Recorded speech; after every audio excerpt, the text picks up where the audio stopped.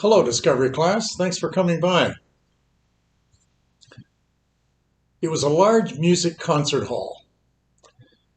The house was full. A young lady was performing, and her presentation was well received. Beautiful intonation. She had excellent range, splendid technique. But in the audience that night sat the old composer. And when the young singer had finished her presentation, the person sitting beside the composer, he leaned over and remarked, "Well, what do you think of her?" Quietly, the composer responded, "She'll be really great one day when something happens to break her heart." Joseph's heart was broken. But scars are the foundation stone for the unusual achievements that are going to come down the way. Pain is the great emery stone that sharpens the blade of character. Peter, the Lord's apostle, I think he had it right when he said in his book, 1 Peter 4:12, "Dear friends, don't be surprised at the painful trials that you are suffering, as though it were something strange that was happening to you. Don't be taken off guard by unjust suffering, because that's the way Jesus suffered." Let me give you a definition of what is good. It's not your wonderful health, and it's not your sound security, and you won't find it's in your abundant prosperity if you've got lots of bucks. Jesus told us in John 16:33, "In this world, you're going to have trouble." In other words, good is going to come out of trouble. Here comes Genesis 39, verse 19. It's our story today. When Peter, or rather Potiphar, heard his wife's story, he was furious. Joseph's master took him, threw him into jail, where the king's prisoners were locked. Remember what A.W. Tozer said, "It's doubtful whether God can bless a man greatly until he hurts him deeply." So for Joseph's life, I think you could sum it up in these words: disappointment, mistreatment, rejection, false accusations, slavery, and finally abandonment. Does that describe you? 2 years pass. Joseph is in the king's prison. The most common sound that he hears down there is the loud clanging of chains. Dungeon prisoners are fastened to the central pillar. And if you have any movement, your circle is defined by the length of chain. When Joseph arrived in Egypt, he was placed in chains. Now, once again, still in Egypt, he's back in chains again. Only this time in a different location and a different prison. But Joseph has company. I'll tell you about it. The story begins in Genesis 40, verse 1. As time went on, it happened that the cupbearer and the baker of the king of Egypt crossed their master. And the Pharaoh, he was furious with the two of them. The head cupbearer and the head baker, he put them in custody under the captain of the guard. And it was the same jail where Joseph was held. The captain of the guard assigned Joseph to see to their needs. Well, what do you know? Joseph's no longer alone. I'll describe these two guys for you. First, the cupbearer. He's the king's bodyguard. Every world leader, doesn't matter who it is, he lives in fear. And he knows at all times somebody out there is out to get him. Vladimir Putin, the present Russian dictator, he's invading a humble, tiny little country called the Ukraine. Do you know that man has 4 layers of bodyguards? 4 layers of cupbearers who guards his life night and day? Well, Pharaoh's cupbearer was an officer of high rank, and he was in the royal court. His job was to pour and to serve drinks at the royal table.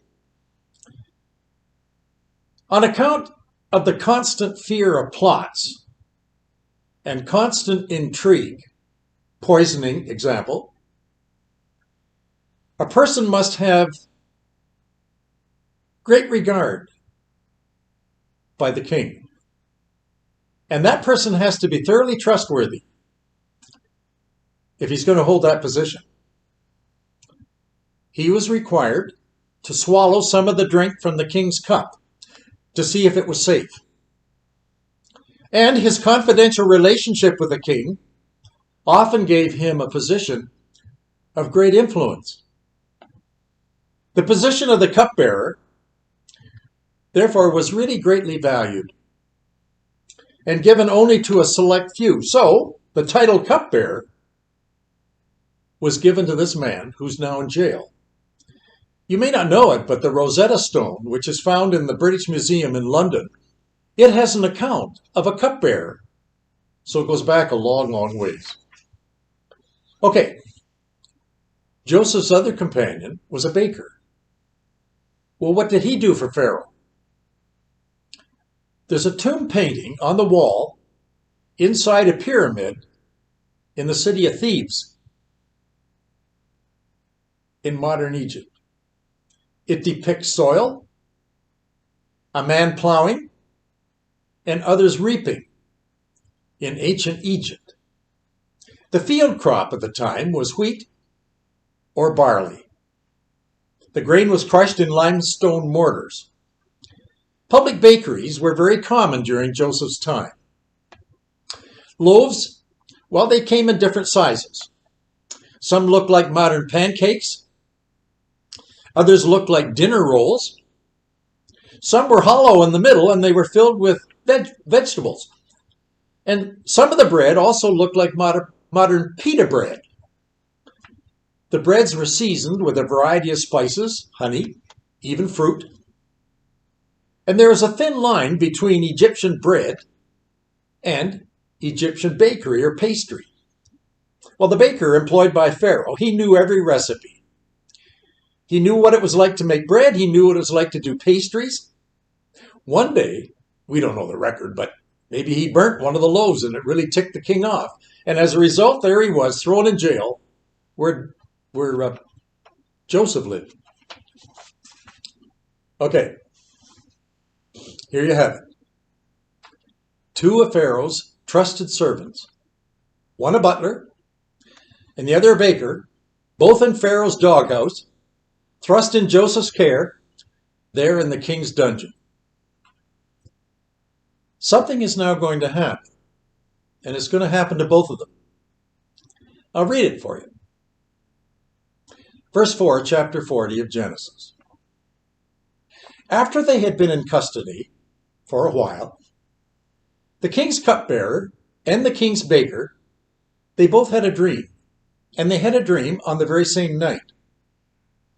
Each dream had its own meaning.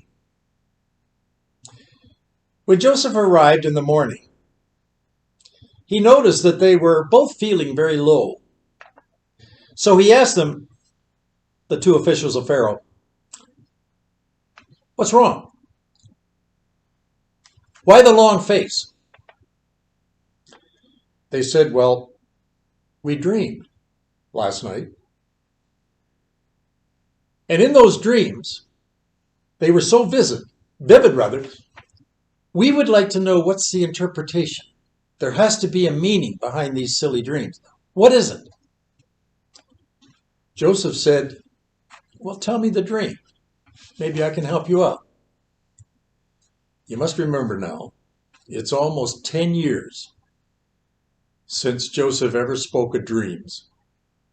The last time he spoke of any dreams, you'll remember, it was with his brothers back home in Canaan. His brothers were furious with him when he told them the dream. They were so mad they wanted to kill him. Well, that's how he ended up in Egypt. And in this foreign land, that's how he ended up in this prison. I was wondering, why would he want to have anything to do with a dream ever again? Joseph, I think you're asking for trouble. Why don't you leave these guys alone? You'll never see them again. They're going to come and go. But get them out of your life. Don't bother with their silly dreams. He didn't. They talked. They told him everything. First the cupbearer, and then the baker. And each dream had a timeline. Something is going to happen in each of them, and it's going to take place in the next 3 days.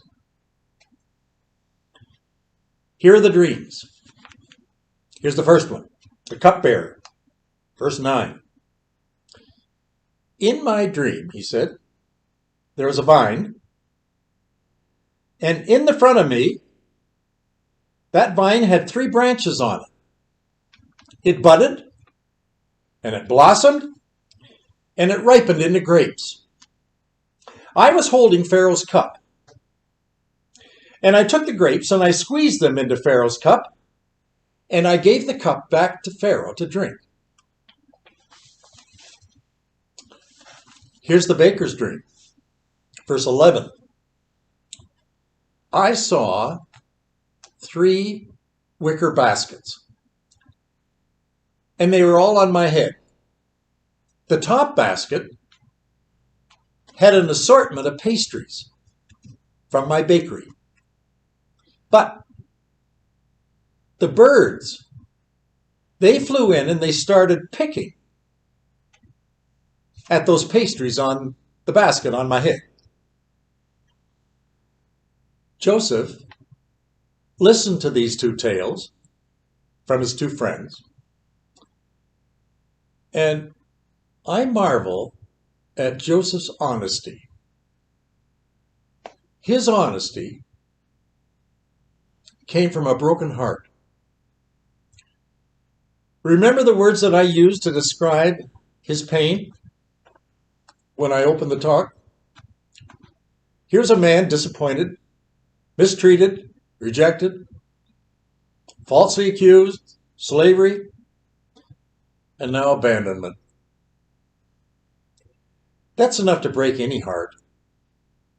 The butler and the baker, they had dreams. Joseph could have ignored them. He remembers the mess that he got into the last time he interpreted a dream.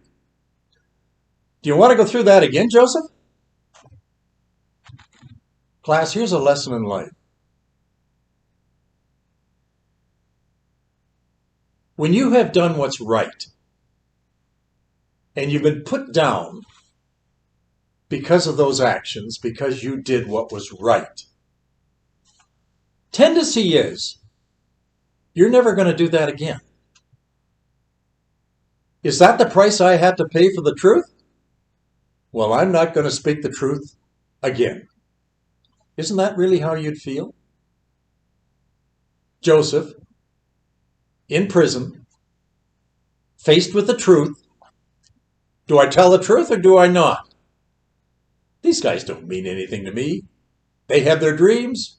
Let them figure it out themselves. They dreamt, let them dream it. Class, when the world has dreams, and you know what they mean, do you keep silent? God wants you to speak up. You may be his only voice that they're ever going to hear.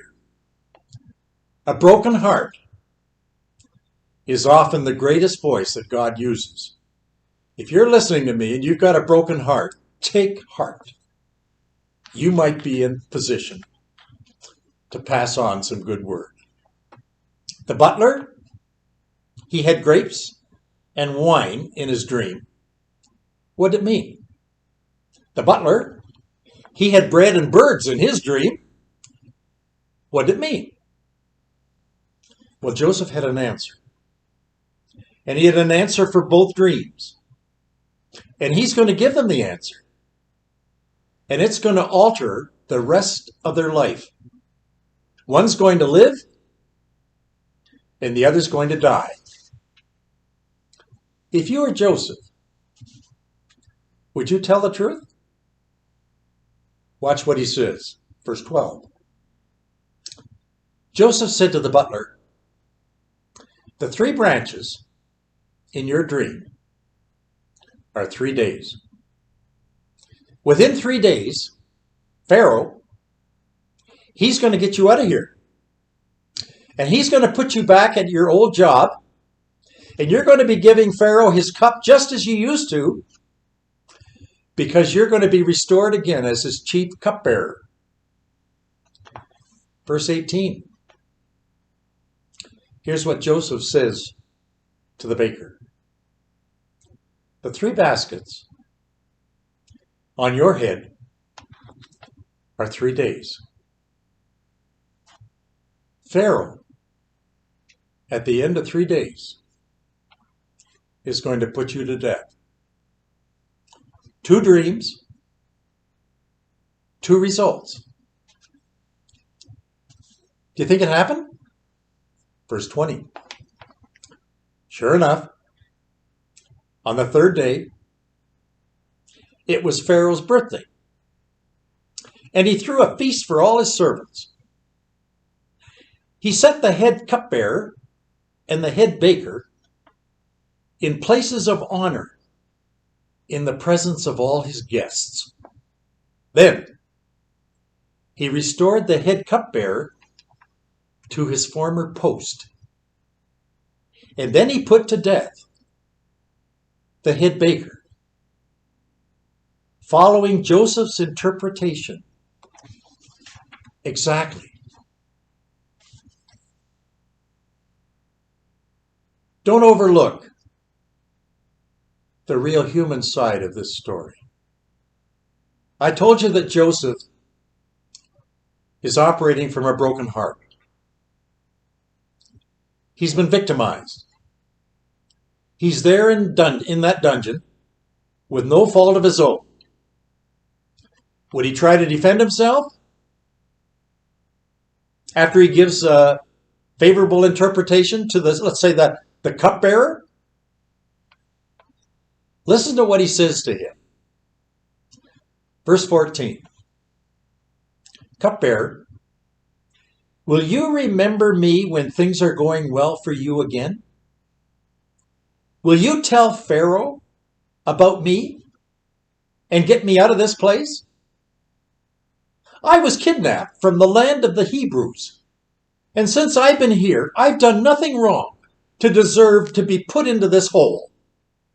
Will you do something for me? I did something for you. I interpreted your dream. If you and I were Joseph, I think we would have done the same thing. Surely somebody in high places is going to listen to me. Why wouldn't we? I'd plead my case. Joseph pled his case. You'd do the same. Any port in a storm, I would think. Can't hurt. Do you think it'll work? Now comes verse 23. It's probably the saddest verse in all the Old Testament. Here's what it says. But the cupbearer never gave Joseph another thought. He forgot all about him.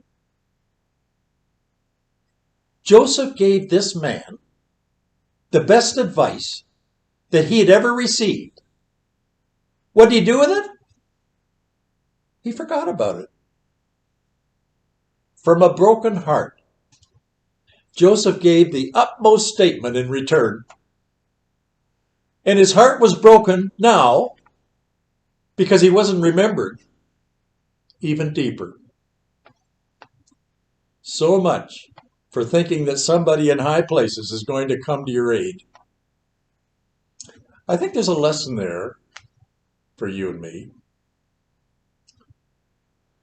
Joseph still has somebody on his side. And it's somebody in high places. And it's not the cupbearer because he forgot. That person is God himself. Joseph isn't in jail by himself. God's there too. He doesn't need somebody in high places to speak on his behalf. After all, he is the Lord. And he'll speak for himself.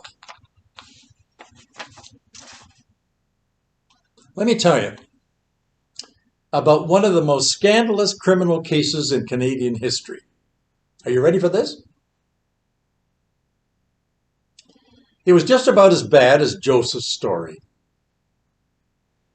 It happened in the province of Saskatchewan in Western Canada.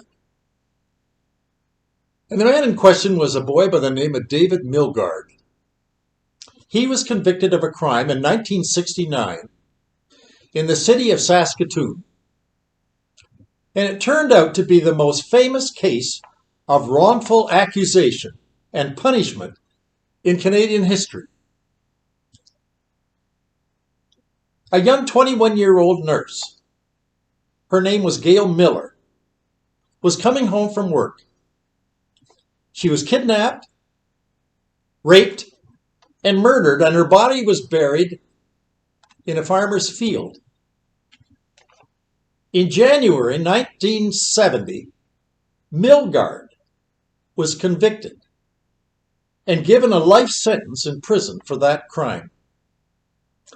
The appeals made by him to the Supreme Court of Canada were denied, and he'd remain in prison all the rest of his life. However, someone in high places stood by him and took on his case. Do you know who it was? Well, it wasn't a lawyer. That's not who it was. It wasn't a district attorney. That's not who it was. It wasn't a judge of the Supreme Court of Saskatchewan. It was his mother, Mrs. Milgaard. She became the person in high place. She ate, drank, and slept his case every breath that she took. In 1979, Milgaard was denied parole. Well, that didn't stop Mrs. Milgaard, his mom. She pursued his case night and day, and she pushed for police malpractice involved in her son's case. It was refused. She was also able to uncover proof that false testimony was made when he went to court on trial. Despite his mother's persistence and continuous appeals, Milgaard remained in prison for 20 years. Then something happened. In 1992, DNA was discovered, and it was going to help prosecute and solve those dicey criminal cases that were always very questionable. Do you know what DNA is? Well, you and I have within us molecules. Two of those molecules, they will link together and they will form one. and that forms a cell. Do you know that the cells are the building block of our body? But here's where DNA is different than anything you've seen. DNA is an inside fingerprint.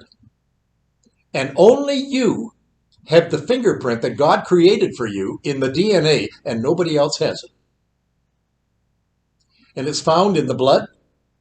It's found in your skin. It's found on your tongue, and it's found in your saliva. You could be a cigarette smoker, and they could take a cigarette that you threw away, and from that little saliva on that cigarette butt, they can tell your DNA. Mrs. Milgaard heard about that, and she pursued headlong into her son's conviction. And with that brand new tool, it worked. 5 years later, 1992, David Milgaard was released from prison. He was exonerated.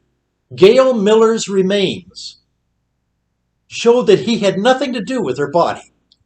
He didn't rape her. He didn't murder her. He didn't even know where the body was. Now DNA evidence was discovered by someone in high place, and it was the most unlikely source. Who found it? His mother. Mrs. Milgaard. She went to bat for her son and saved his life. Class, I want you to come back next week. There's an unlikely source, like David Milgaard, that's going to take up Joseph's case. And you'll never guess what he does. Well, you come back and see. I'll be waiting for you. I'll tell you all about it.